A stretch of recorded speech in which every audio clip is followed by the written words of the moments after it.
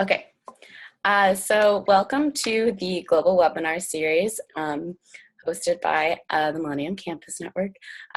This is our third Global Oceans Forum. So my name is Sonia Knutson. I'm the campaigns coordinator intern. Pardon my voice, I woke up with a little bit of a sore throat, but we will make it through together. So just a quick overview of the Global Webinar Series. This year at MCN, we're running two different campaigns, the Global Gender Campaign, known as the Gender Network, and the Global Oceans Campaign, known as the Clean Street, Clean Sea Campaign. So they take turns, alternate months, hosting the second part of this webinar, where they share updates on their campaign and lead a discussion. And then we have the first hour, which Paul will be leading today, which we've been calling the Remote Fellowship. And just a few administrative notes. If you could, as you come in, I pretty much know everyone who's here, but type into the chat function of Zoom to me. You can chat privately or to the whole group, but to me personally, your full name, email, and the country that you are calling in from. This will help us keep track of who is on the call. And then, as Raina helped me remember, we are recording. So if at any point you missed a portion of the webinar and you want to see what you missed, you can find it on our YouTube channel, which should be up later today. Awesome. So today we have our first hour remote fellowship. Paul today will be discussing moving from big idea to action, how to mobilize classmates and colleagues when time, money, and resources are limited. And then hour two, we will have Pageson and Emmanuelson lead a Global Oceans Forum for us. They will be discussing the ocean and life. So with that, I'm going to stop sharing my screen and transition over to Paul if he is ready. Yep. Thanks. Thanks so much, Sonia. And I think we probably have people more in the good morning rather than the good afternoon and good evening time zones. I'm just going to pull up some slides here. I think given the the size of the audience we have, if you would like, I'd love to have this as a more interactive discussion, and at least try to give you my 2 cents on pressing questions that you have. To get that started, though, when I was talking to Sonia about topics for this for the remote fellowship, she shared that it was sort of open-ended, a lot of different topics that that the remote fellows would like to hear about. And so as I reflected on that and thought about some of the the big challenges that I've personally encountered and that many of the partner organizations that I've worked with have encountered, particularly youth leaders and youth organizations, I think one of the very prominent challenges has been, we have this idea, there's a specific problem that we see that needs to be solved, but where do we get started? How do we mobilize? We have a lot of other things going on in our lives right now, so how do we even find the time and motivate those around us who probably also agree with us about the particular cause or the issue that we want to tackle, but having an ongoing commitment and making progress in a in a coordinated and cohesive fashion can be very difficult. It might even work during one particular school term, but with quick changes in life and just the dynamics that that we face, having that continuity over more than even a a single school term can be really difficult. So that's what I wanted to talk about today. And for better or worse, I'd say that these same types of challenges that youth leaders face, whether you're still in university or recently graduated, are really no different than the types of challenges that the people 5, 10, 15, 20 years into their careers in social impact face as well. From corporates, that, as the stereotype goes, are looking sort of quarter to quarter in terms of their financial results and their performance, and can be very fickle about long-term commitment to issues, to even nonprofits as well as governments that are constantly facing pressures in terms of financing, in terms of competing interests for resources. So really, I'd say with 25 years of experience behind me now, the challenges that I think youth leaders encounter are not necessarily any different than you'll see later on in your careers, maybe just at a different scale. So why don't I jump into this a little bit, and then we can, as I said, let's have an interactive discussion. I would really like to answer the questions that you have and that are most pressing for you. So let me see if I can just do a share here. All right, so just a little start. So I just wanted to share, and I'll provide these slides to Sonia at the end. Now, this is maybe showing my age a little bit. One of the motivations for me, I try to be a pragmatic person, and I think one of the challenges that we all face, in global development is a lot of people with a lot of ideas, and everyone's really eager and really energetic, to jump in and tackle, the proverbial biggest, hardest, most complex, most difficult problems. And that's all well and good, but we have to go beyond intentions to actually, seeing results, rolling up the sleeves, making a difference, in real people's lives. And one motivation for me throughout my career has been a quotation, well, not just a quotation, but really the man himself. Thomas Edison, the inventor of the light bulb, once famously said that vision without execution is hallucination. And for me, that's been a little bit of a reminder, all throughout my career that, great ideas are important, and you absolutely need to have a big vision. Otherwise we're not going to be able to tackle the big, difficult social challenges that we see today in the world. However, it's not just about that vision. It's not just about idealism. It's actually about what we do, how we mobilize the resources, and how we work towards, actual results that can be measured. Now, if we were caught on time and had to sort of boil this down, if we want to sort of jump to the summary, I'll just give you, sort of in one slide, what I think matters in terms of how you move from a big idea to mobilizing the resources and, actually seeing results and keeping the focus on progress. I'd say it really comes down to three things, and I'll go into more detail here. Number one, I say really understand the problem or the issue. And this relates to the vision and why you're focused on a particular cause or an issue in the first place. What I found, myself personally, as well as, many colleagues and partners that I've worked with, is that we quickly move from, what is the problem? Oh, we're going to solve maternal health issues. We're going to solve, transmission of HIV from mothers to children.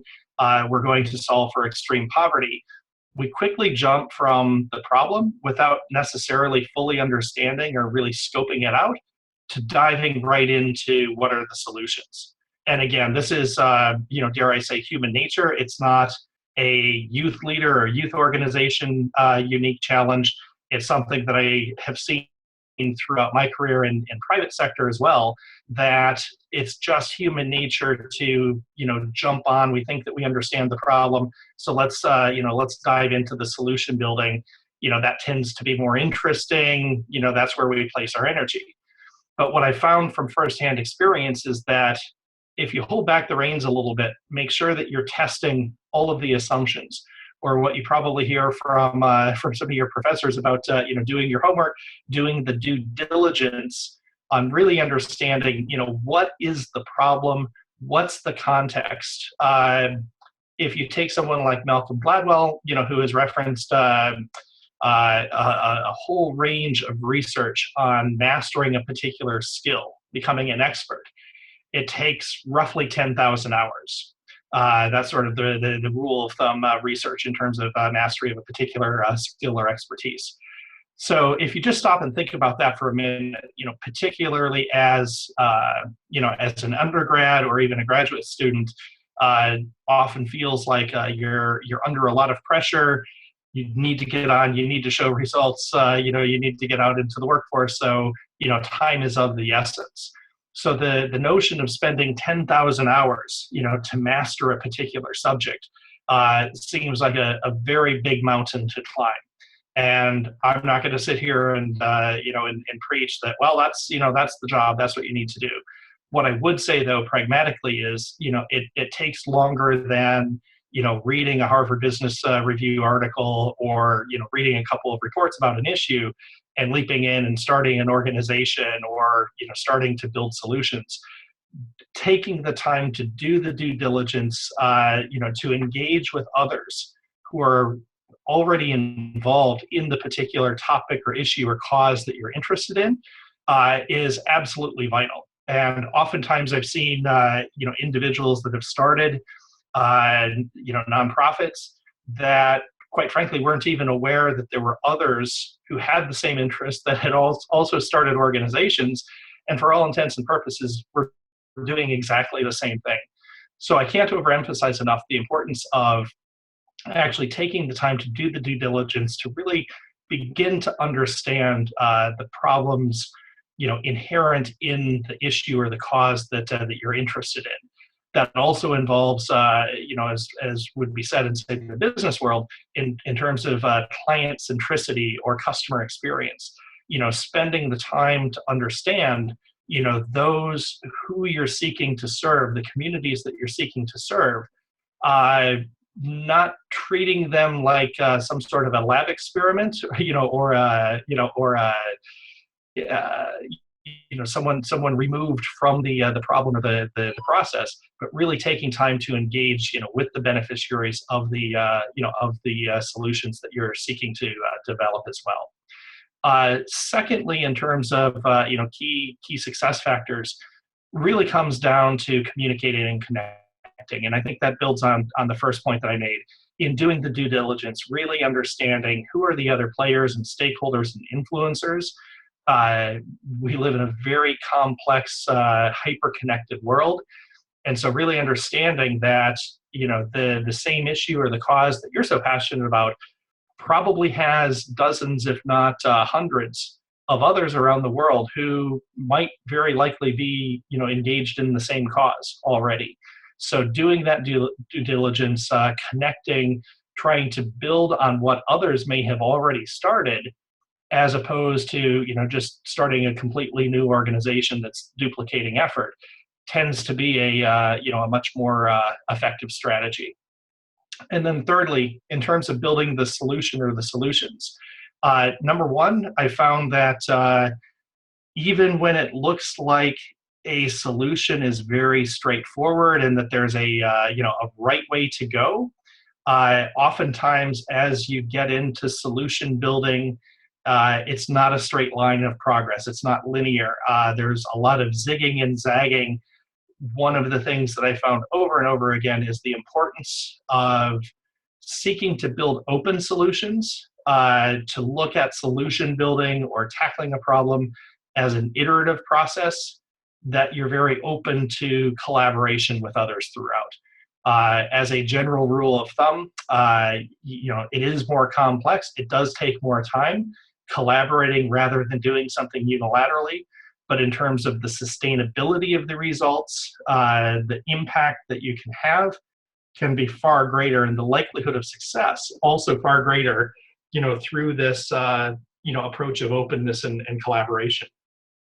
So lastly, just, as sort of the one slide summary of what I've learned throughout this question of how do you move from, a big idea, to actual execution. There are some other, key success factors, that really do influence the success of execution and creating outcomes.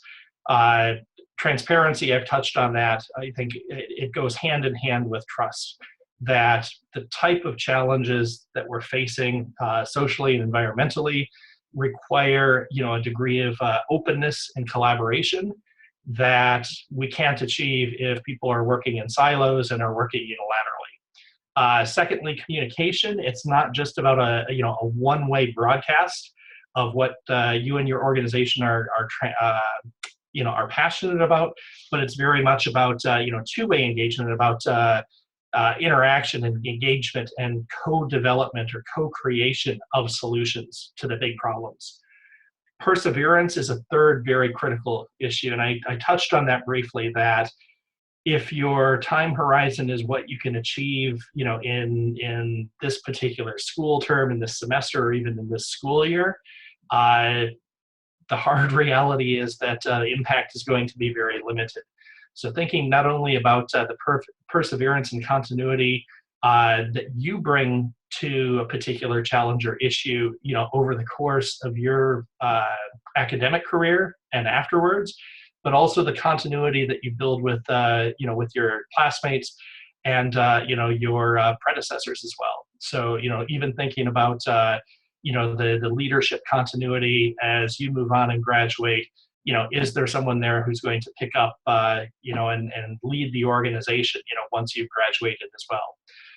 Collaboration, we've touched on. Again, the one thing that I'd add right now on collaboration is that, it tends to be one of these concepts that, people accept on face value. Better together, collaboration is the good thing to do. It's important to realize, like I said, it is something that is more complex, creates a lot of opportunity, but requires a lot of effort as well. The more people that you're collaborating with, the more organizations in sort of a multilateral approach, to a challenge, requires more time and effort around not only communication, but coordination of efforts as well. So there is a cost, there are drawbacks, but in terms of the long-term impact, I think collaboration, is a much better strategy than unilateral approaches to solving social and environmental problems. Along with collaboration, what goes hand in hand there is diversity. And this too, what I've seen from working pretty much all over the world at this stage, is that when it comes to problem solving, there is a substantial body of research and evidence now that shows, working across diverse groups, whether we're talking, gender, multiculturalism, even in terms of age, millennials working with baby boomers, for example, diversity of perspectives in addressing and understanding problems and then building solutions to solve those is much easier, much more effective, with a diverse team than it is with a homogenous team. So the diversity, again, here, I think there is a lot of lip service paid to diversity, but genuine innovation, genuine problem solving really does matter when it comes to diversity. Lastly, and I'll put the two together, empathy and trust. These two are core principles. Millennium Campus Network, goes to great lengths in terms of instilling the importance of empathy as well as humility into the leadership principles for development. Here too, it's absolutely not a case of individuals in privileged situations, perhaps in Western civilizations, going and helping people in lesser developed countries. It's about co-creation, understanding of problems, why they exist in the first place, but co-creating and walking together on a journey of improvement, as opposed to sort of a beneficiary and a provider type of relationship. So there's a lot more that MCN covers on that, but for the sake of time here, just say that I've seen this play out time and time again in virtually every partnership, every program that I've been working on for the last 25 years, the importance of truly building empathy and trust with your partners. All right. So I'm just wondering, not sure, Sonia, if we can do a show of hands, but I'm just wondering if we can get any sort of an indication of who on the call actually has heard of Simon Sinek and the Start with the Why methodology? Any chance? I'm just looking here to see if we have any sort of a. Maybe if you've heard of it, type it into the chat bar, or just Yeah. say, I've never heard of it. Okay. So one of the other recommendations coming out of here, and a little bit of homework with the webinar here as well. Simon Sinek has been another what would I say, inspiration and source of very, very important leadership for me throughout my career. So Simon is a professor of communications at Columbia University in New York, but has become, what would I say, famous. First based off of a TED Talk that he did, I believe it was back in 2008 or 2009. So you can Google that or go onto the TED Talk site and look for Simon Sinek. And it's called Start with the Why. And the premise was not only in marketing, not only in the private sector, but really in many of the challenges that we face, we jump right into the what. Oh, we've got a problem. We're going to solve world hunger. Great, roll up the sleeves. How are we going to do it?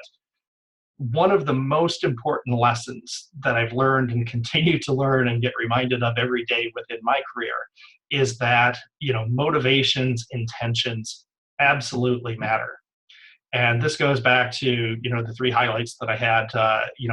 Really understand the problem, communicate openly, and then start building the solutions collaboratively and iteratively.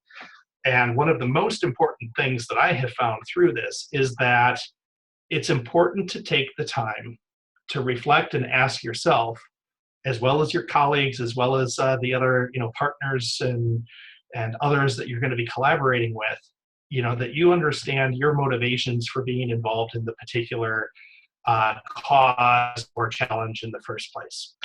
To give you an example, when I started working with HP in social innovation, there was a perception amongst many of the nonprofits that we were approaching for partnership that the real basic motivations of corporations for engaging in social responsibility was to help the reputation, to improve the reputation of the company, and the best way to do that was to donate money to worthy causes, do a press release, maybe do a ribbon cutting if you're opening a school, for example. But it was really down to sort of a quid pro quo.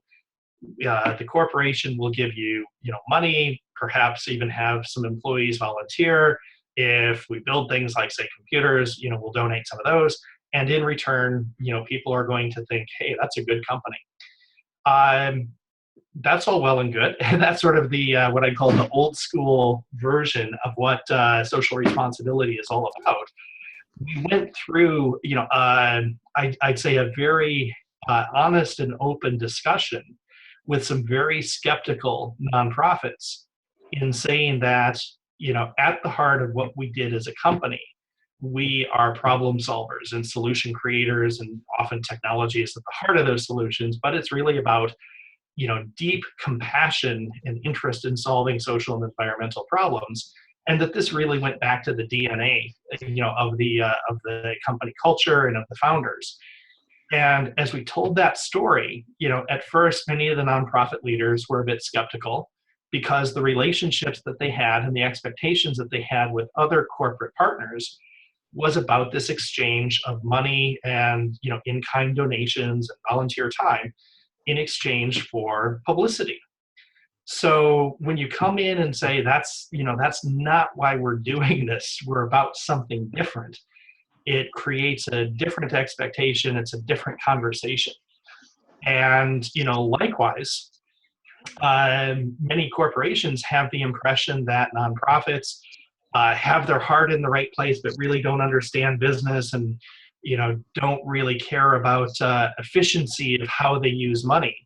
So again, breaking down those stereotypes, or really challenging those stereotypes and understanding the motivations behind why different players from the nonprofit sector, from the private sector, are engaged in solving education, health, sanitation, clean air, clean water issues, is really, really critical to having effective, effective working relationships and being able to work to build solutions together.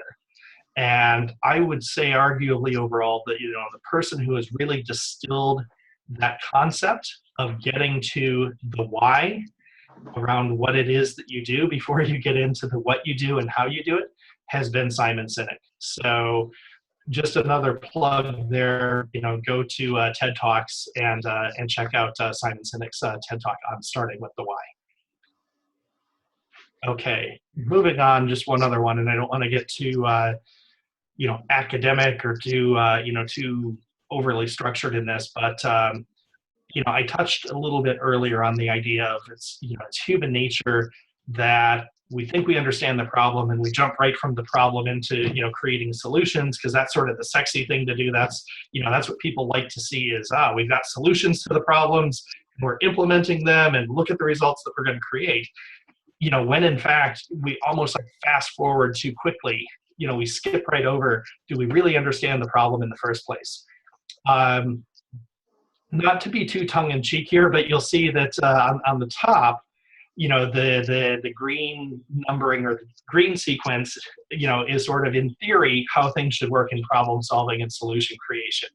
You have a client or a beneficiary, who has a problem, and you have yourselves as your organization, but other players in the ecosystem as well, that are working to address the problem. They come up with a solution. And then in terms of actually implementing it, some of the core, aspects that you need or core factors, funding, who's going to implement, who has the expertise there. And then like once you deploy or you implement a solution or you launch it, how is it sustained over time? Is it the same people that architected and deployed in the first place, or do you hand over to someone else?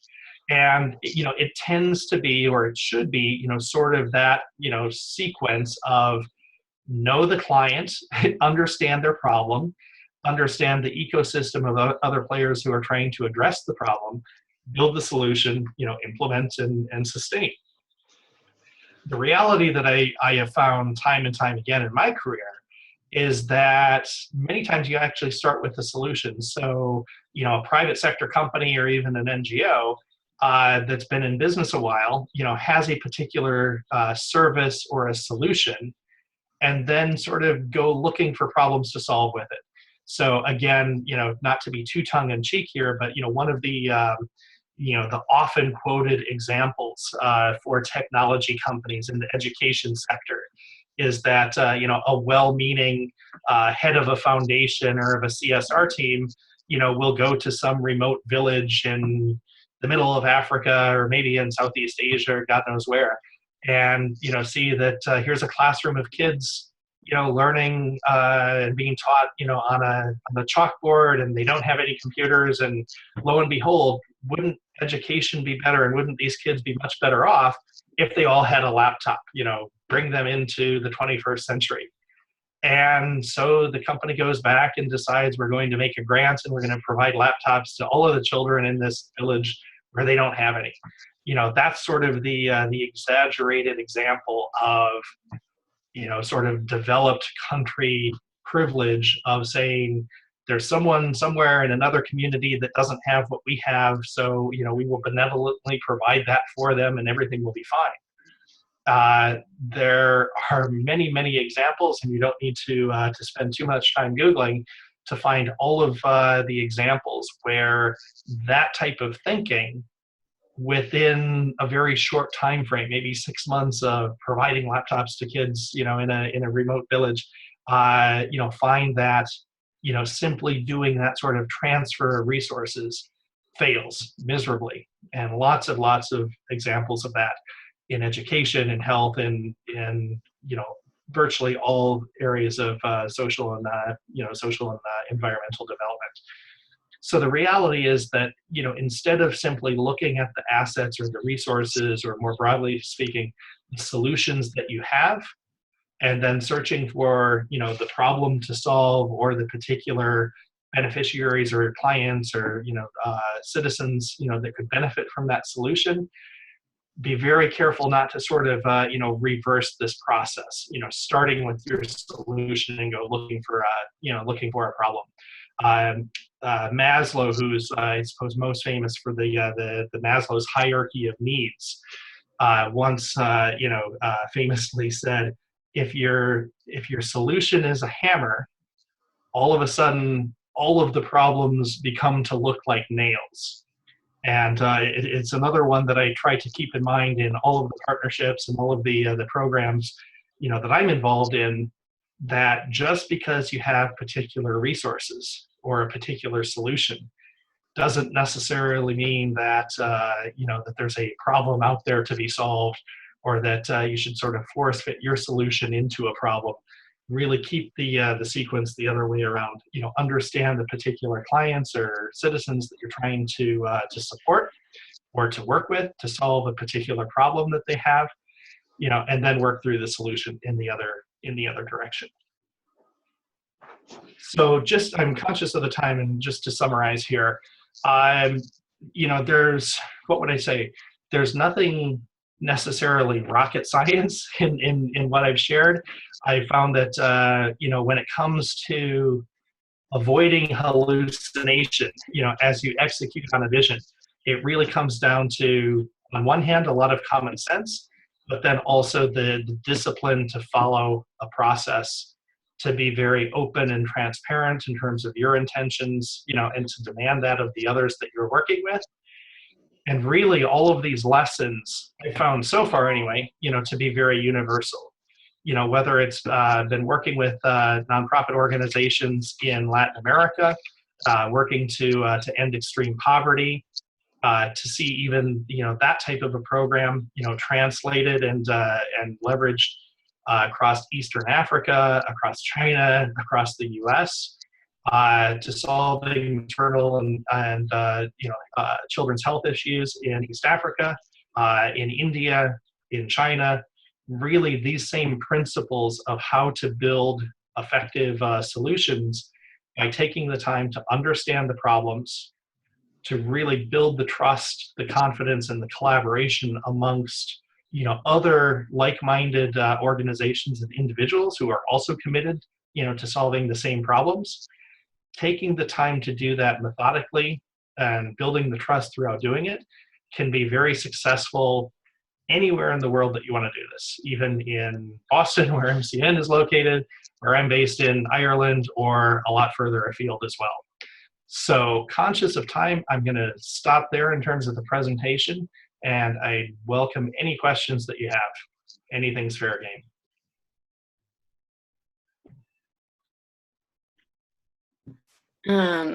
Does anyone want to go first with a question for Paul?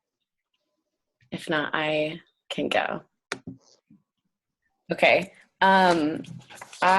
So you talked about collaboration a lot and being open, like nonprofits being open to working together and kind of like through like collaborative impact. But I was just kind of curious how in like theory, it's a really great idea, but how feasible is it to like work across sectors like that, to engage like multiple different groups? Sure. So it's a really good question, a really fair question as well. I would start by answering that, Sonia, that again, this sort of goes with human nature, that we want to categorize, we want to put people and organizations, into almost like mutually exclusive boxes. We say, oh, the nonprofits, this is what they do, this is how they do it. Private sector, pharmaceutical companies, this is what they care about. When you start with the particular cause or the problem, we want to eliminate extreme poverty. We want to eliminate transmission of HIV from, mother to child. When you focus on the particular problem that you want to solve, and then have an open conversation, with others that are interested in that same purpose, and, start to have an exchange of, what are the motivations? Why do you want to do this? What do you personally, or what do you want your organization, to achieve out of your involvement in this? You find very quickly that, there's almost always more, more than meets the eye, on face value. So having worked, most of my career with technology, inside technology companies, um, I would have nonprofits come to me and say, oh, you work for so and so, can you donate 50 laptops for us? And we would say, well, instead of maybe donating just laptops, do you realize that we have engineers who can build applications that your citizens or the beneficiaries of your program can actually use on their smartphones, or there's a whole range of other capabilities that we can offer other than just simply donating laptops. Not to say that those sort of resources aren't important, but oftentimes it was sort of well, that's what we think that company is all about, and we'll make it very easy for them. I had, for example, one of the nonprofits, summarized very nicely. They said, most of us didn't realize, the capabilities, that this company was willing, to provide. If we were to go out, and source, that expertise, and that consulting on the open market, that would be our entire budget for the year. These guys are talking about doing it at cost, or even doing some of it pro bono. This is completely going to transform how we run our organization and how we deliver, the services that we've been doing effectively by pen and paper so far. So when you have those conversations and start to sort of distill down, why are you involved? Why are you interested? And what can you contribute? But then, what do you expect out of your role in this as well? You find that there's far more that meets the eye, and you get to a place where, you're actually have a lot more resource, you have a lot more expertise than you ever thought possible. Does that answer sufficiently for you, Sonia? Yeah, it does. Thank you. Yeah. Does anyone else have a question they want to ask? I actually do. So hi, Paul. Very nice to meet you. I'm one of the other interns here at MCN, and I just was really interested. I always love to ask this question, but do you have any books or, any like theses or papers that you read in your time, like getting into the international, kind of development apparatus that really, kind of pushed you to where you are today, or that helped, I guess, broaden your understanding of how to conduct development initiatives in a proper, I guess, like more humanitarian, I guess is the word I'm looking for, type of way. Yeah, absolutely. And this is where, Sam Vagar, the founder and executive director of MCN, and I have sort of a, common ground, common inspiration. So Tracy Kidder's biography of Paul Farmer, Mountains Beyond Mountains, is not only one of the more inspirational, books, biographies that I've read, but really an insight into a completely different approach, a very sustainable, compassionate approach to global development that I think, quite honestly has transformed how private sector, civil sector, and government are all approaching global development. So Mountains Beyond Mountains, the Paul Farmer, biography by Tracy Kidder is probably the most important one for me. Another one, and it's sort of it's sort of interesting. I wouldn't say that it's dated, but things have really moved on in terms of in terms of models since this came out. Former President Bill Clinton's book Giving, also provides a very different view of cross-sector partnerships, the collaboration between private sector, civil sector, and government as well. So Bill Clinton in the book is called Giving is another one. I'd say those are probably the two more influential ones that I've read. I would say as well another one that particularly in terms of it's not a book, but if you look into the trend around the concept of, or the model of creating shared value and social innovation. The breakthrough that I think Michael Porter and Mark Kramer, made back in, sort of the 2009, 2010 timeframe. There were a couple of Harvard Business Review articles about creating shared value. That gives you another perspective in, fundamentally different models, for how to engage and drive change.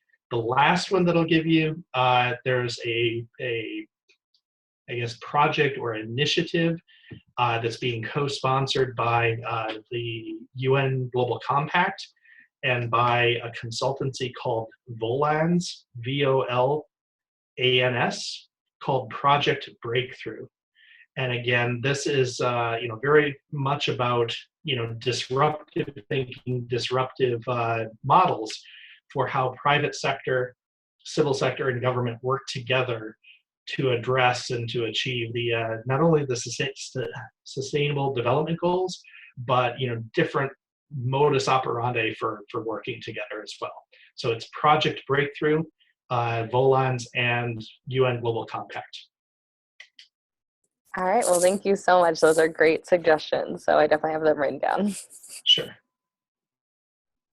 I have a question too, but it's actually a little bit more for some of the folks who are on the line.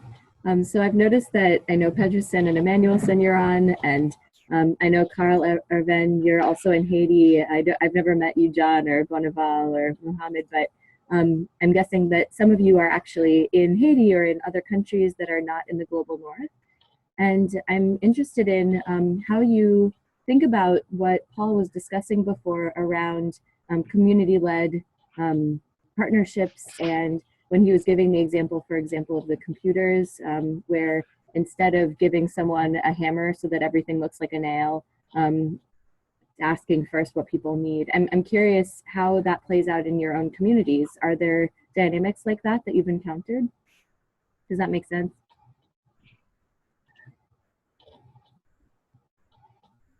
So like Pedersen and Emmanuelson, for example, with your project, how's that playing out? Okay. I'm gonna start. I think I'm gonna focus my answer on the solution, solving problem models, and I think according to our short experience, one thing I think which is very important in this model is the feedback, because you have to identify the community or the client you wanna serve, but at the end of the process, you have to know how was your work in this community, and if you don't receive this feedbacks, you won't know exactly what how was your work and how to improve it. So I think it is a very important thing, and I think it was important for us to share it with you. Well, I guess like Peterson comes to say, evaluate the situation, know the issue, and develop a strategy is a great thing to do when you want to have a great impact. So it is good to identify someone or other people who can help you. Not only people who are engaged in the same fight than you, but it is good too if you can find someone who was not engaged and you get it involved in the fight. Because in some situation, the people who can help you, the people who can bring you to the great impact, are not engaged in it. So I guess you're supposed to develop strategy to get other people who were not engaged, people who are not involved in the fight, to get them with you.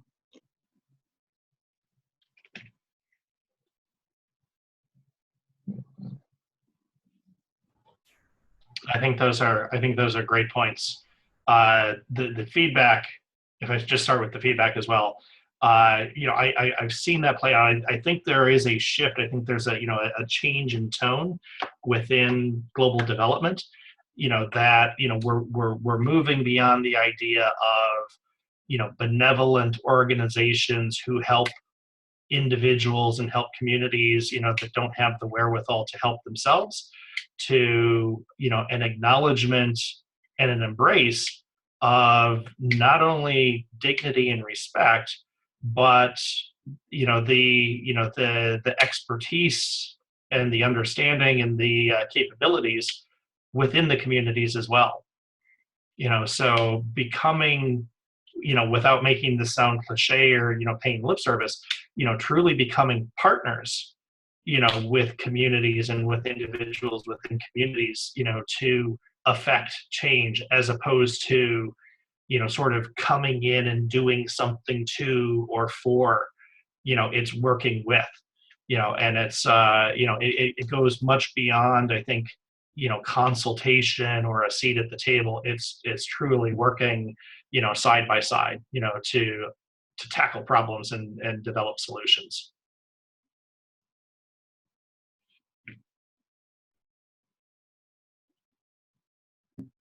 Awesome.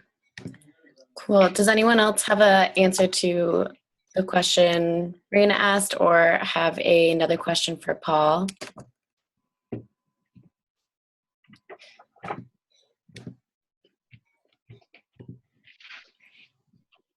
Okay.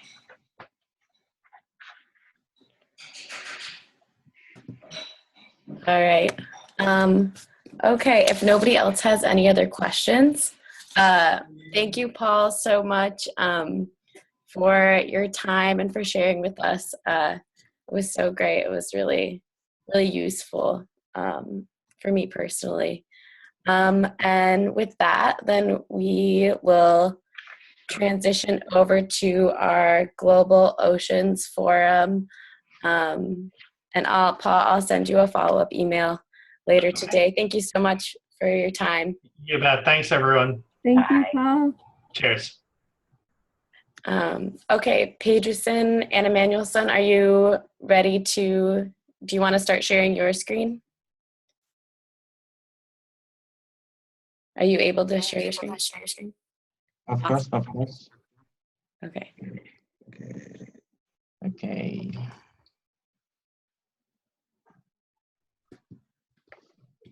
And did I move?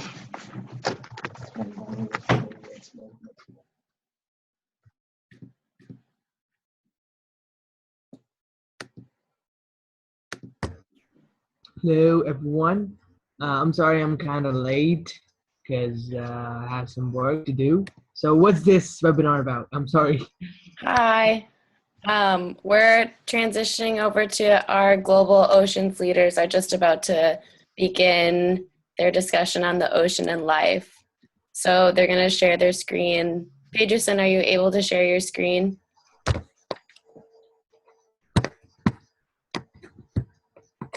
I don't know what happened. There they are. Pedroson, Hey. are you able to share your screen? Of course, of course. I will do that. Okay. Yeah.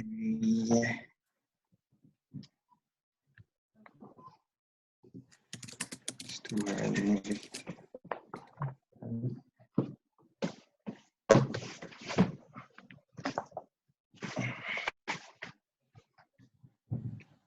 Okay, so rapidly I'm gonna share my screen.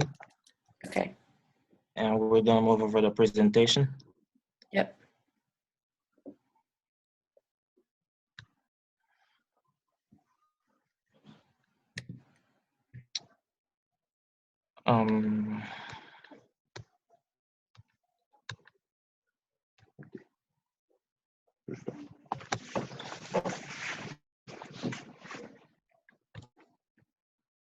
Here we go. Okay, good morning, everyone. Good morning, everyone. My name is Pedroson Bernard, and with me it is Emmanuelson Bernard, and we are the Ocean Campaign winners in the training techniques in Ward University at Washington, D.C. And today we're gonna it is our third global Global Ocean Ocean Forum. Forum. And before we move to the forum, we're gonna present you a little bit what is our campaign, what are we doing. So what is Clean Street Clean Sea? Clean Street Clean Sea is a campaign focusing on the question of waste management in Haiti, but also in the world. Our strategies, firstly, we want to make sensitization and actions. Okay. In the sensitization part, from December 2016 to February 2017, Clean Street Clean Sea has sensitized approximately 100 youth through online seminars and public presentations. In the background, we can see the photos, and we're gonna move to the actions part. On December 23rd, we had our first cleanup day. During the day, with our volunteers, we covered 3 blocks. So we start to pick up waste and streets and some blocks in our community. Our perspective. In this part, we'll talk about the future, the collaboration we want to have. And the first icon you see is the Echoing Green. We have applied for the fellowship at Echoing Green, and we moved to the second round, which is very, very interesting. And we are planning to have a partnership with Think Impact, which is an organization and enterprises that works in the social development all around the world, in Africa, in US, and in Haiti. We are working now on a collaboration with the group Eco Haiti, which is a youth community where people are focusing on challenging the problems that our country is meeting, and together we want to find solutions for this problem. So that is what Clean Street Clean Sea is about. And rapidly we're gonna move to the forum.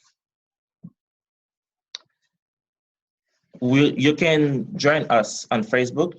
We got our Facebook page, which is Clean Street Clean Sea. On this page, we'll find all the previous presentation we have, and also we'll find out photos of the presentation we did, and also during this week, mostly you will find some inspirational quotes around the environment. Our presentation today, we call it the Oceania Life. As usually, every presentation we make, we give it a name. Why we do that? Because we want to show the thing that we want to do, the works that we want to do. The first presentation name was How Do We Live? Because we wanted we wanted to show to everybody is the way that we are living good for the environment. And the second part, and our second presentation, we had talked about the sustainability.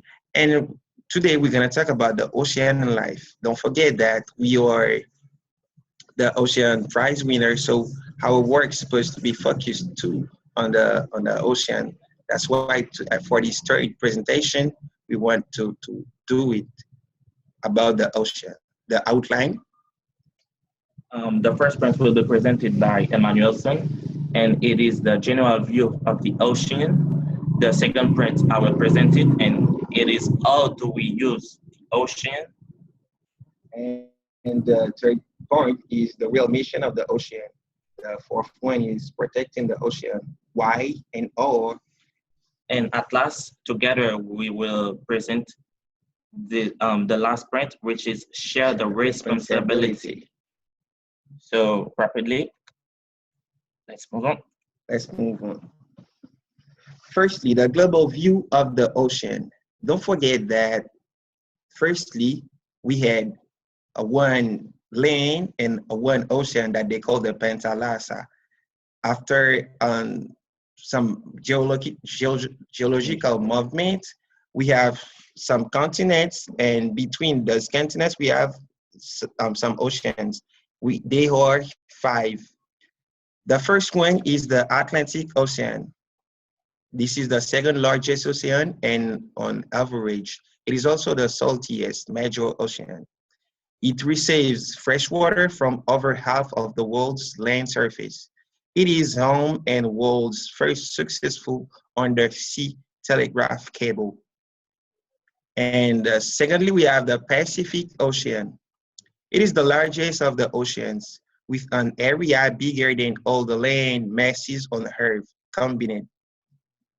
It means the Pacific Ocean is largest than all the Earth. That's what we call Pangea, with all the land of the Earth.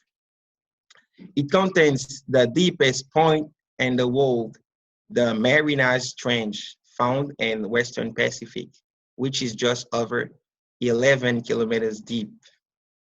The third ocean is the Arctic one, the smallest, shallowest ocean.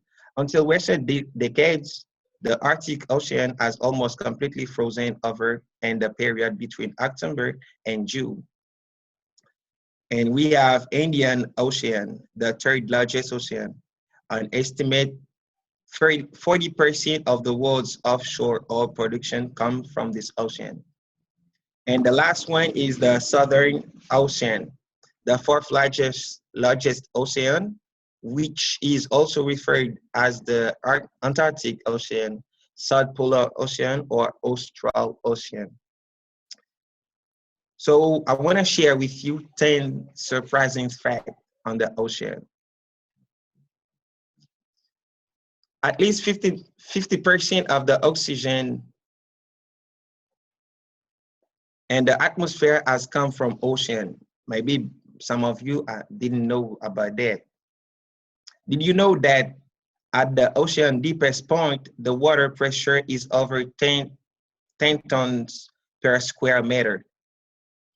Thirdly, did you know that the longest continuous mountain chain and the known universe, the mid-ocean ridge, is underwater and stretches for more than 64,000 kilometers? That is impressive. Did you know that there are over 5,000 active underwater volcanoes? And fifth, did you know that it is home to 80% of the Earth's organisms, from enormous whales and dolphins to microscopic plankton and bacteria? 6, the Great Barrier Reef, measuring over 2,000, it is the largest living structure on Earth and can be seen from the moon. The ocean contains nearly 20 million tons of gold, and it contains 97% of water on Earth. And the last one, did you know that average ocean depth is about 4.5 times greater than the average height of the continent above the sea level? We share one ocean. It means that's what I said in the beginning. That's what we call the Pentalasa. A question for you: what does the ocean means to you? It is a question that I ask to everyone, so you are free to answer, and we are open to receive your answers and your point of view. I think for one, the ocean is just something that we all share. I mean, it's a space of just complete integration for everyone. I think it's great what you guys do in your whole presentation. But yeah, I love the ocean. Don't get to go very often, but I love it. Any other impression? Any other impression or answers?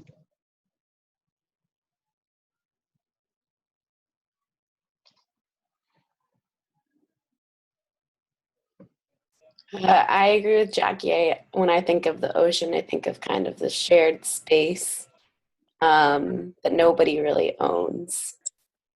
And it makes me think of just, I don't know, when I think of the ocean, I think of the beach, which makes me think of like summer and good times. So that's also what I think about. That's also what it means to me. Okay, it is a good point of view because personally for me, ocean means liberty.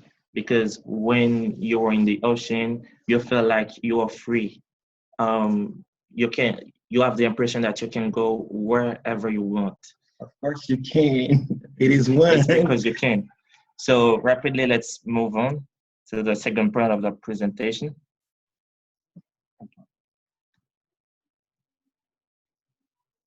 How do we use the ocean? In this part, I'm gonna present you the use human beings make of the oceans, and you will see that all the use we made of the ocean is for economic profit. So let's move on. We use the ocean for fishing. Did you know that all around the world there is 70% um, 70% of the countries all around the world are depending on the fishes and fish farming. The second point is renewable energy. We use the ocean to create renewable energy, um, like electricity. We use the ocean for medicine.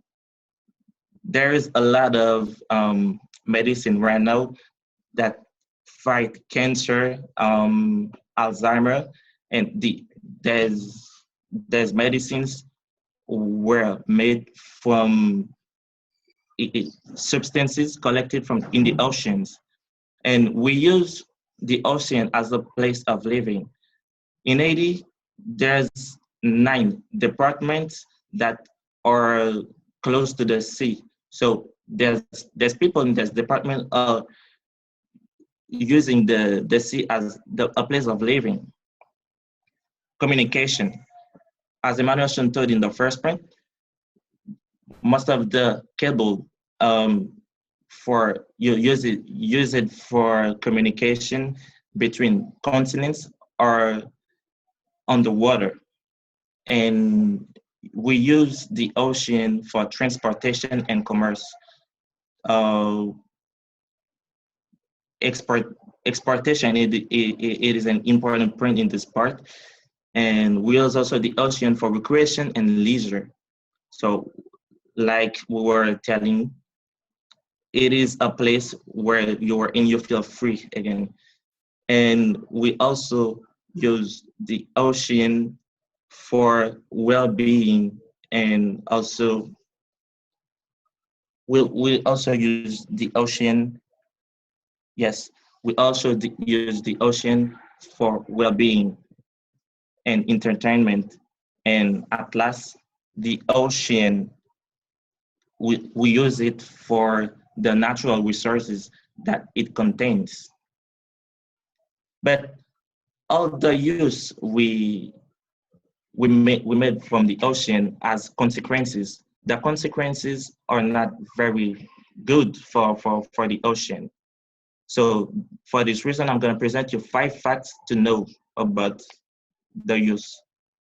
Over 100,000 mammals and 1 million seabirds die every year from ingestion or entanglement in plastic litter.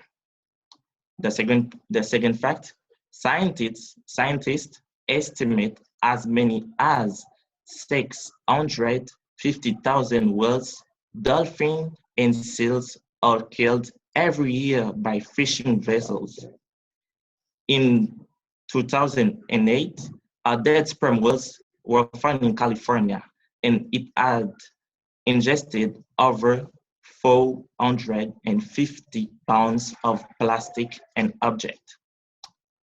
The fourth fact is if we don't take any actions by 2025, the ocean could contain 1 ton of plastic for every 3 tons of fin fish. And at last, during the last 50 years, humans have destroyed the environment more than the generation of the previous century. So after the consequences, I have a question for you.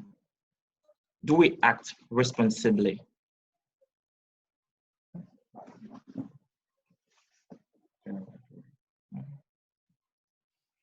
You're free to answer. You're free to answer. Everyone can answer the question.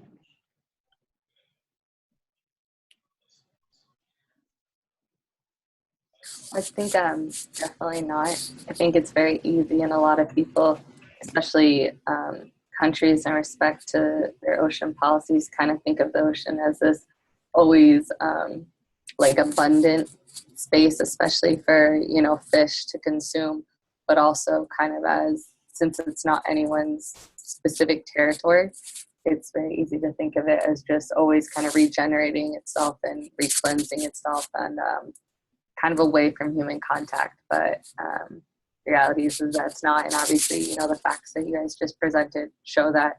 The picture in the bottom right-hand corner was a little crazy. Was that all tires? I think it was in the bottom right of the last slide. But anyways, I don't think we do. Okay, thank you. Any other answer?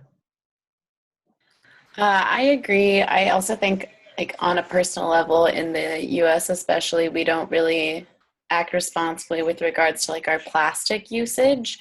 And we recycle, like we use plastic thinking that it all gets completely recycled, but it turns out most of it doesn't, and a lot of it ends up in the ocean, and that's not very commonly known. We just consume, and are always buying like plastic water bottles, but it's very unnecessary. So I don't think that's very responsible on an individual level.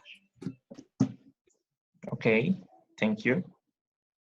Any other impression, any other element of answers?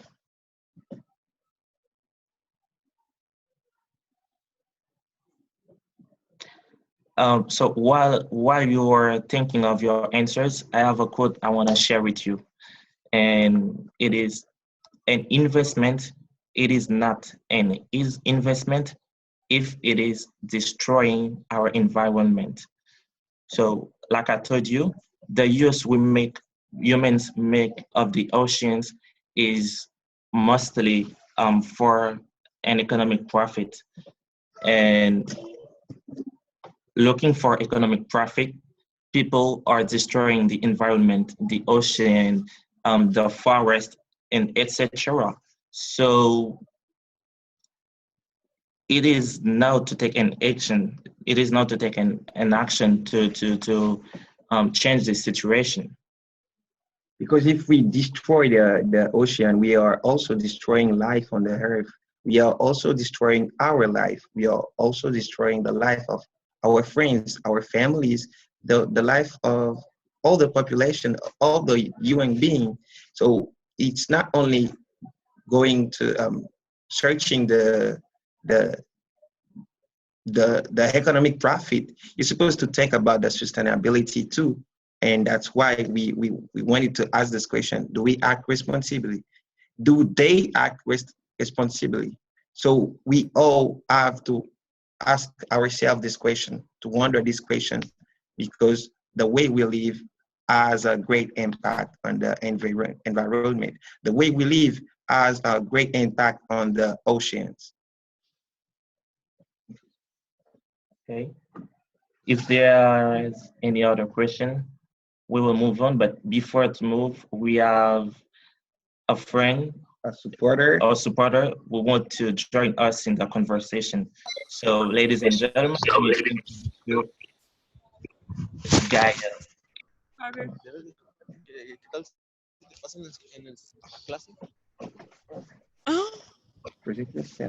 Una reunión. Okay. Hello, hello everybody. I am Dale, and Es una reunión today, en vivo. so today I join Emmanuelson and Pedersen, and I am a supporter.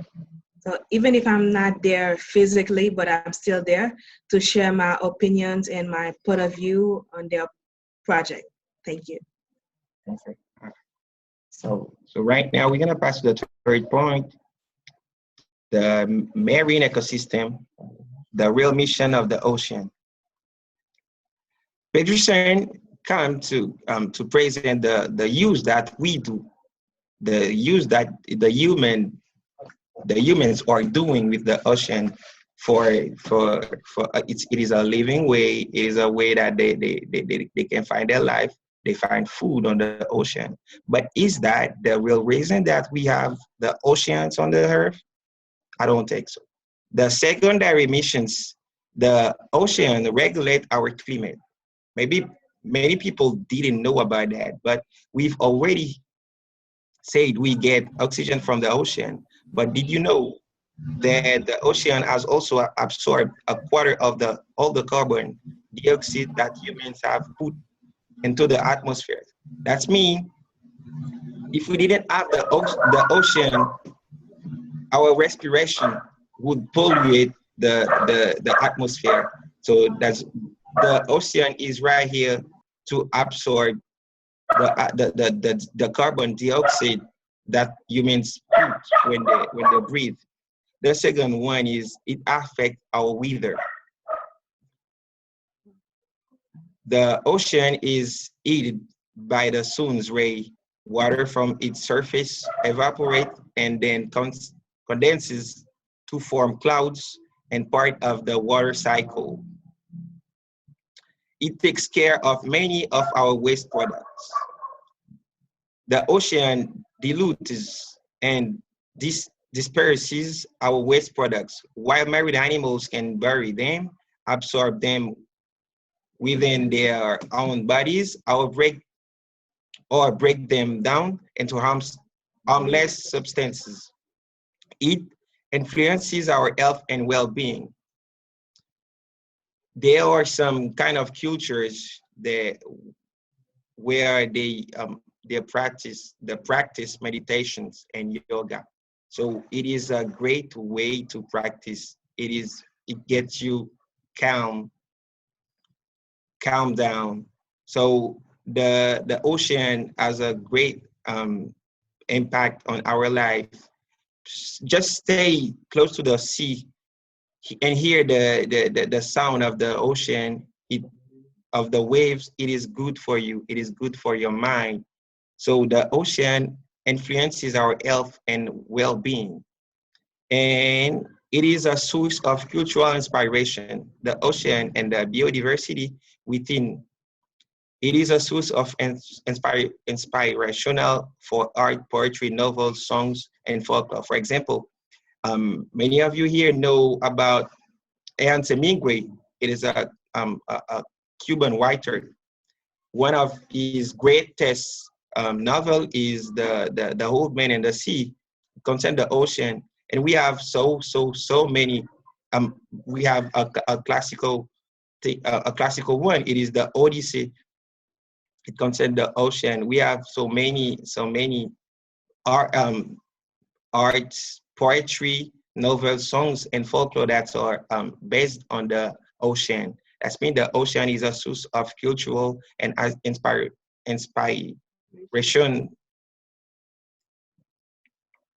But the real mission of the ocean is to save life.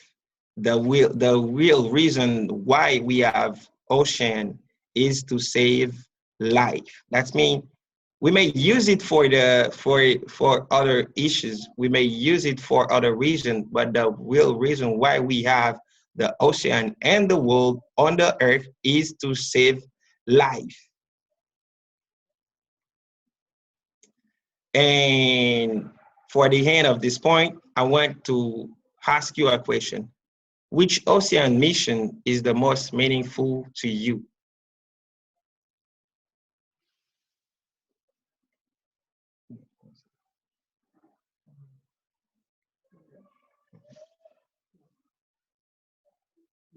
Maybe you can give your answer first. Okay, no problem. Um, I think the fact that the ocean is um, helping in fighting the climate change, I think it is very important because if we want to fight against climate change, that is one of the greatest fights humans have ever led in the world. So if we know that the ocean plays a great role in this fight, maybe we will be more responsibly um, when we deal with the ocean.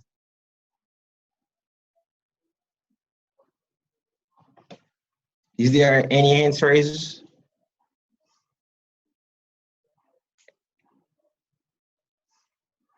Me, I guess I think the most meaningful uh, mission of the ocean is the what I said at the least is saving life, and and many reasons and many fact the work that the ocean does is important in our life. For example, it reduces the carbon dioxide that we put down, we get out when we breathe, and it is that good for our health.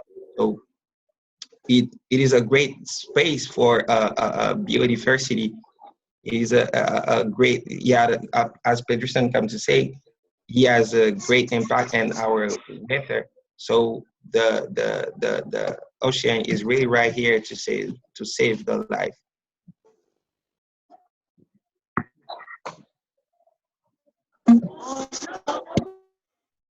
Is there anyone wanna say something?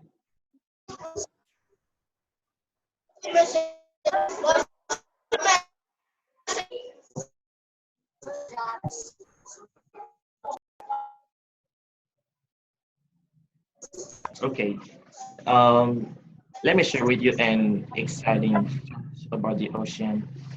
Um, did you know that when you breathe twice, the second breath you get it grace of the ocean, just because the ocean produces half of the oxygen we breathe on Earth. Did you know that? So it is an exciting fact, and I think that should inspire you to protect the ocean. Well, if you want to save life, if we say that we want to do we want to do of the world a better place for everyone and a better place for us, we're supposed to consider all those facts. We're supposed to think about all those things. And as young leaders and as young social activists, we're supposed to take care of this kind of thing because we are not, we can't forget ocean, we can't forget the earth, we can't forget environment because we may fight against some things, we may fight for political issues, but if we don't have a great place to live, what would we do? Where would it be? Would would we stay alive? Well, I don't think so. So we're supposed to consider the environment and the ocean and everything we do. If we don't have any answers, any other answers, I guess we're gonna move to the third point, to the fourth point. Okay, protecting the ocean, why and how. In this part of the presentation, I'm gonna I'm gonna show you why it is important to protect the ocean and how we can do this together. Rapidly, why do we need to protect the ocean? The first reason is the coastal development. The building of houses, hotels, roads, and industrial sites is responsible for the degradation of many coastal marine ecosystems, such as coral reefs, seagrass meadows, and mangroves.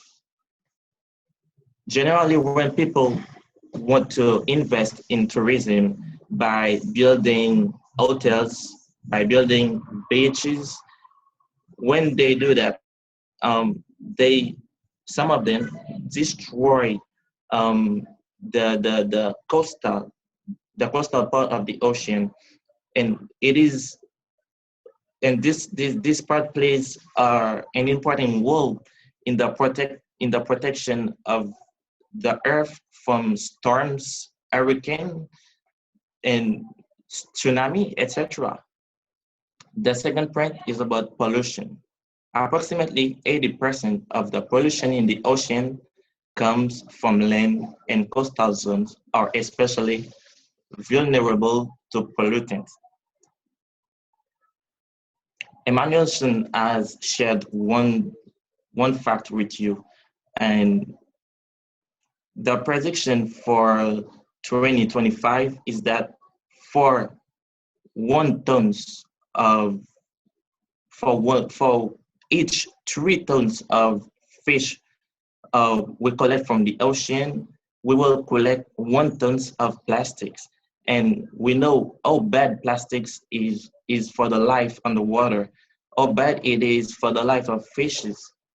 Okay, so let's move. The fishing. 70% of the world's fish species are either already overfished, too many are caught, or would become overfished if catch rates increase. In this point, we are talking about the overfishing. People make too much pressure on the ocean. Of course, ocean, it is the source of income from many people in the world. It is also um, the first source of feeding for many countries in the world. But we should consider the limit in using the ocean, because when we overfish, when we overfish, we destroy life of a species in the ocean. Now, the aquaculture. The global increase in aquaculture, fish farming, will be an important source of food, as in some places led the coastal habitat, degradation and loss, pollution, the introduction of exotic species, and the spread of disease among humans and animals. Because we polluted the ocean too much, we are implied in spread new disease among human and among animals, because when we act on land, our action we take on land has a great impact on what happened on the ocean. So we have to take care of our action, because when we are destroying the ocean, when we are destroying the life below water, we're also destroying our life, because our life is dependent on what happened in the ocean. And at last, the invasive species. Marine species are transported around the world as secret stowaways on cargo ships, attached to ship hulls, and are contained in their ballast water. When they enter new environment, they can cause problem for native species. When you move a species in the water, when you change the environment of these species, you disturb the marine ecosystem. And when you disturb the marine ecosystem, the nature will find a way to balance by itself. And most of the time, when our modern nature will fight to will find to balance, it has many consequences on our lives. Okay, so now let's move on. How can we protect the ocean? What can we do? We can enforce and strengthen legislation to stop marine litter. We can show the true cost of plastic disposal on product. We can invest in waste management infrastructure. We can ban plastic bags. We can use reusable bags. We can invest in research to develop non-toxic material. We can recycle. We can clean up beaches and shorelines. We can ban smoking on beaches. And we can stop intentional littering. I want to draw your attention on the fact that 4 to 5 points on this part are about waste management. So it is the reason for why Clean Street, Clean Sea is trying to improve every day our action in the environment. We are trying to sensitize people every day around the question of waste management, because the waste we produce on Earth destroy not only Earth, but also the ocean. So I have a question for you. What actions have been taken in your community to protect the environment?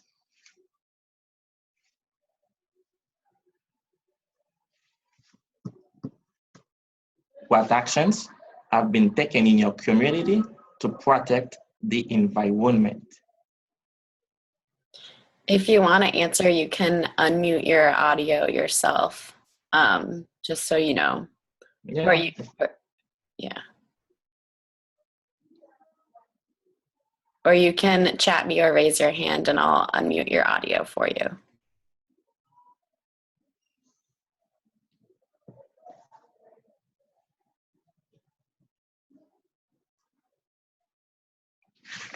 Well, I will answer first. In our community, and Haiti as a poor country where the things are not good, or and where the resources are lacking, there are not so many movements that are made to protect the environment. But we are having some movement, we are having some organizations, we are having some people who want to change something in the situation. And that's what Clean Street, Clean Sea is doing.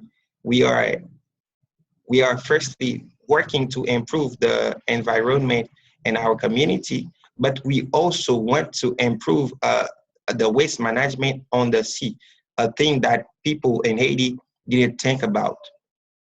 But we right here, we all in this forum are from different spaces, or from different countries, and I really wanted to know why it is done in your community. It will be helpful for us to develop new strategies. So that's the reason why we want to know, we want to hear your point of view, we want to hear your answers, because it will help us to develop new strategies in our struggle and our issues. Thank you.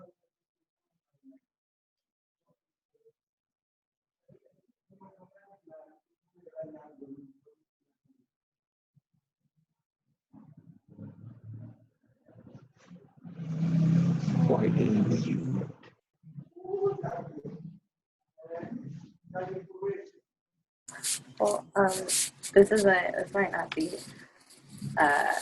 maybe one of the answers that you're looking for, but I know that I've taken part in a few opportunities to clean up, the beaches around where I grew up as a kid. And I think I think that you guys have already shown that you've done as well. But one of the really cool things that's impacted me the most when learning about the oceans and how you can care for it is just taking people directly there, to the beach, telling them all of these like crazy facts about it within an environment that is fun and be very educational, to be like, we want to continue this project and we want to continue to have this space for, future generations. I think that might already be something that you guys are doing, but I think that is a really great way to start having people involved and take more actions to actually caring for their beaches. Okay. Um, any other impression? Any other element of answers?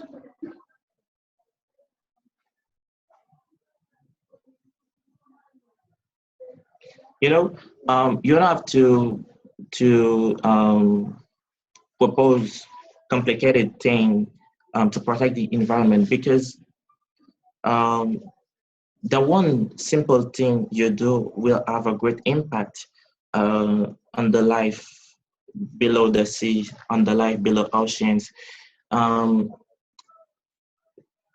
you don't need resources to sensitize people around you on the necessity to not throw waste in the streets because when it rains, um, there's waste will flow in the ocean. What else you can do? You can when you go to the beach, you can take or 10 minutes before you go to swim. You can take 5 or 10 minutes to clean up the coast, and it is a simple action that will have a great impact. You can for yourself you can stop intentional littering. So you can avoid to throw plastic bottle or glass bottle on the sand just close to the sea. You can There's a lot of things of simple things you can do to protect the environment or to protect the ocean. So don't think about complicated thing because when you think about complicated thing, you will be in a situation of lack of resources, and it will be very difficult for you to act. So it is better when you choose simple solution because most of the time simple solution has greater impact in in the fight you're leading. Well, to to to add something to what Pedroson comes to say, don't wait to do famous thing. Just do the simple things because a famous thing is a add of many simple things. For example, if you do what you have to do, if Sonia does what she has to do, if Pedroson does what he has to do, if we all do what we have to do, we just simply bring a solution to the problem because everyone we reduce the issue at his way and the problem is like resolved. That's how it is, and that's what we're supposed to do. Don't wait for him, don't wait for her. Just do what you have to do, and she will simply follow you. He will follow us, and together we will inspire everyone, and together we will do it. That's how it's supposed to be. Because every drop counts. It looks like Doran is raising their hand. Do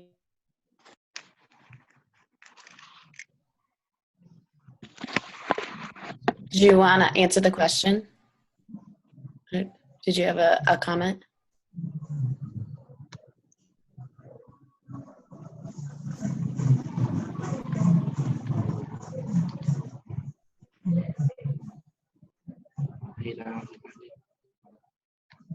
Maybe not. I think um, There is someone who wanna say something. Dorian, wait, the one A01. She wanna say something.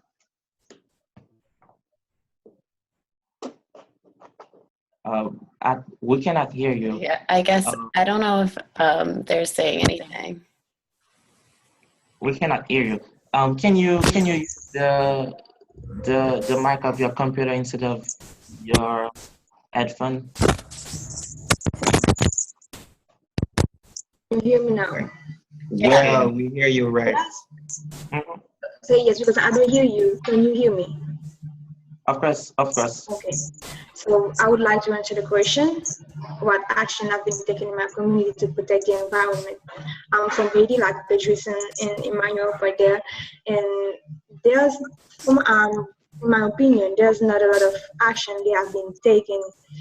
Well, they have put waste basket in some places where people can normally trash their things, but it is not. It is something clear. There's the waste basket. You should put your trash into the waste basket. But because there's a lack of education about how to handle those things, people don't really care about what they do with the waste. So I think that one solution, the most important thing and easiest thing to do is about talk to people, make them understand how to deal with their trash, what to do with them. And when it's about to the ocean, like Haiti, we have the coast also because we're an island.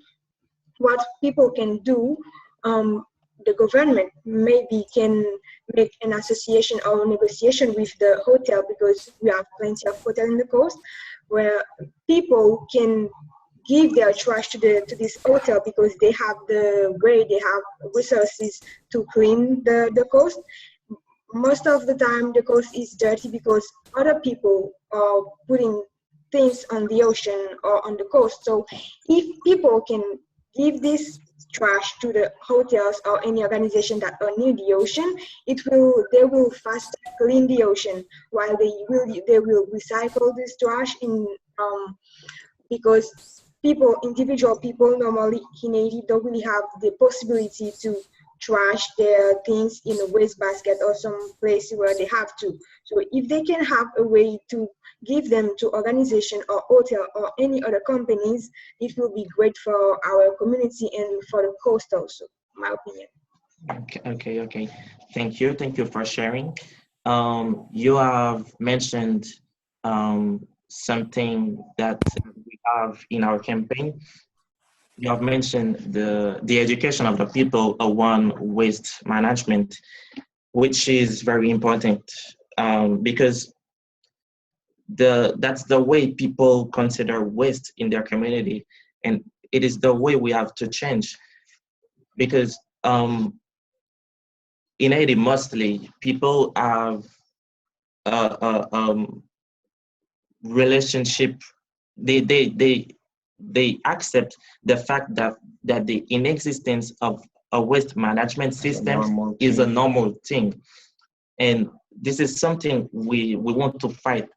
And through our sensitization campaigns in the schools, in the group youth organization, we always promote that because we need to educate the younger on the necessity to change their behavior facing waste. Okay, it is very interesting. It is a very interesting opinion. Thank you. I really appreciate what you come to share with us because you put the accent on a thing that is really essential, like really important in the fight against waste in Haiti. As a poor country, we don't have enough resources to transform the waste. But if we find a collaboration with other organizations, other people in other country, maybe who has the resources, we have materials, technical and economic resources to do that, we can change it. Because the biggest problem in Haiti, they may pick up the waste, they may pick it up, but they just put it in another way. They don't do anything with it. So we will still have waste in Haiti if we don't transform waste to another thing. That's the reason why I appreciate what you come to share with us, because you want us to transform waste and other things. Because in other country, waste is not waste. Waste is resources. I mean, it is a thing that can bring money. So if we do that in Haiti, it will be really helpful for the country, for the community, because it will bring money, it will create jobs, and we will have a great, a clean street and clean seas. Any other questions? Any other answers? What actions have been taken in your community to protect the environment? Do not hesitate to share with us your thoughts, your impressions. Your point of view. If there are any questions, we will move on. The last point Is share the responsibility. Like we said, everyone must do what he has to do. because protecting the environment, protecting the ocean, it is not the duty or the responsibility of a single person and of a specific institution or organization. It is the responsibility of everyone. It is my responsibility, like it is your responsibility. And everyone has a key role to play in the protection of ocean, in the protection of forest, and etc. In this part of our presentation, we are sharing what's supposed to be done. And that's the reason why we invite our supporter, which is right here with us, to share with you some a message. Okay. So my opinion is like, do not only think about ocean. Just think about you. Think about yourself. Think about the other member of your family. Think about Pedersen. So if everyone acts like that, it will be helpful because the thing is, it's like a circle. Once you affect the ocean, so you will affect them all. So think about the ocean, but think about yourself first and try to reduce the nuclear production, toxic materials, and like first at your own place. So try to use more recyclable things, more recyclable cans, and more sport in Haiti. If we can educate our people to not urinate, because when you are trying to do that, so it will affect anywhere in the world. So when you trash things in the ocean, don't think it will only stay in Haiti or it will only stay in USA or Dominican Republic. No, it will maybe sooner, but it will become like more than what you can think. It will affect everyone. So think about your responsibility and we will think about ours and we will save the world. Thank you. Okay. So one more thing we're gonna invite you to do. We're gonna invite you to advocate for a clean ocean now. How we gonna do that? Firstly, you're supposed to like our Facebook page, Clean Street, Clean Sea. Because all over the week we will be posting inspirational quotes about the ocean, about the environment. So if you like our page, our Facebook page, you will see there's pictures, you will see there's quotes. Yeah, cool. And secondly, you will like and share there's quotes, so more people will be sensitized. So it is very important when we post the quotes on our Facebook page, you will like them and you will share them on your own Facebook page, so that your friend will see. Your friends who didn't know about Clean Street, Clean Sea will see it and will know about it and will know about that quotes. Will take responsibility. And the last point, which is the more important, repeat this simple process again and again. I mean, that's all the most people, the high score of people will know about it. You will like our Facebook page. You will like and share the quotes that we'll be posting all during the week. And after that, you will share those quotes. You will like him firstly, and you will share him. And after that, you will repeat the simple process again. I mean, you may do it. You can do it every week or every month, like As many times as you want to do it. So before we invite everyone who is right here, who didn't do that yet, to like our Facebook page, Clean Street, Clean Sea. So that is the end of our presentation. If you have questions, if you have point of view, comments, we will be pleased to receive them. But before, we want to say you a big blue thank you. So now it's time for your for your questions, your comments. Do not hesitate to share with us what you think about this presentation, and if you want us to talk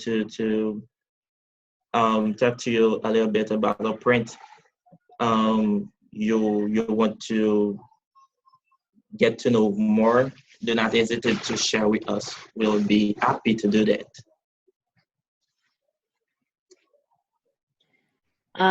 I posted the link to the Clean Street, Clean Sea Facebook page in the chat for everyone if anyone was having trouble finding it. Okay, thank you, Sonia. Yeah, you're welcome.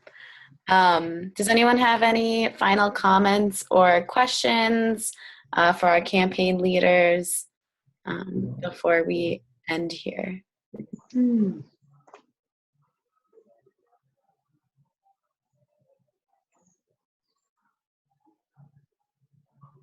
Remember, this presentation was about the ocean and life.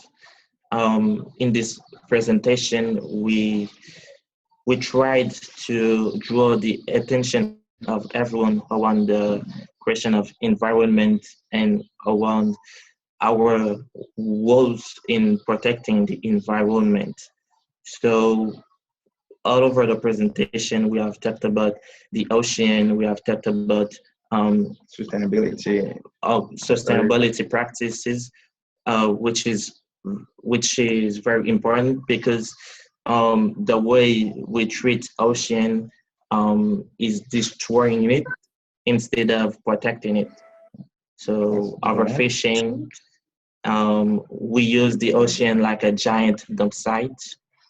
So we have to change this practice principally because it is destroying the environment. And when you destroy the environment, when you destroy the ocean, you also destroy your life.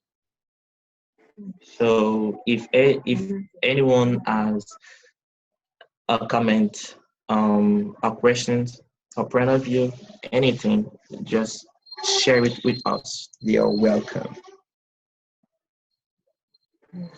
Yeah, you may say something. So I have an opinion. So let's just say that the oceans have their own soul. So don't act like what you would not like someone to do to you, don't try to do it to the ocean. So how you treat yourself, it's like you have to treat the ocean.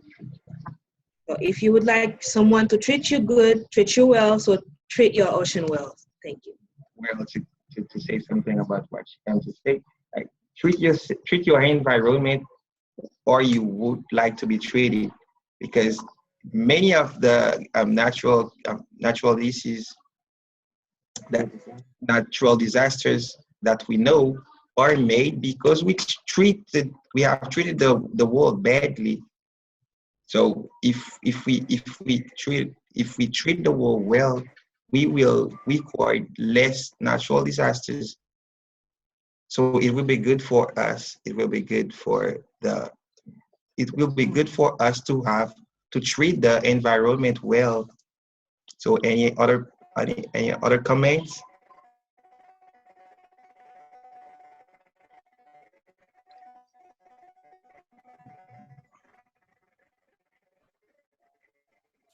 No one else? No question? No more comments? Recommendations? was happy to take part in this conversation with you, and I learned some things too. And I really appreciate what Peterson, his brother, and his team is doing, because I can see that in Asia, people also still thinking about the ocean. We are not only thinking about ourselves, we are also thinking about protecting the global environment, because it's the ocean. What we do in any ocean has an impact to other countries, other environment. So I will encourage you to keep acting like this and to motivate as much as people as you can to think about it and make a difference too. Thank you.